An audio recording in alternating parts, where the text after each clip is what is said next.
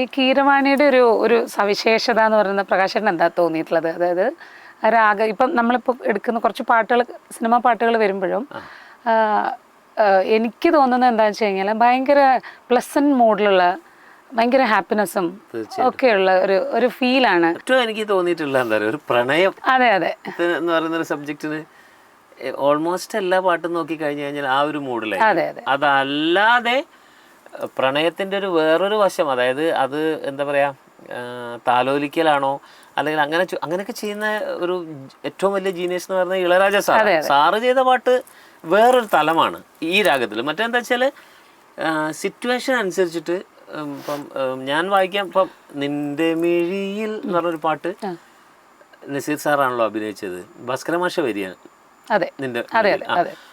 അപ്പൊ അങ്ങനെ ഒരു പാട്ട് എന്ന് പറയുമ്പോൾ അതിൽ പ്രണയത്തിന്റെ വേറെ ഓരോരോ ടൈപ്പാണല്ലോ. വിഷ്വലൈസിങ്ങിനനുസരിച്ചിട്ട് ഈ കീരവാണി രാഗങ്ങൾ പല മ്യൂസിക് ഡയറക്ടേഴ്സും മാറ്റി മാറ്റി, എന്നാൽ കീരവാണിയാണിത്.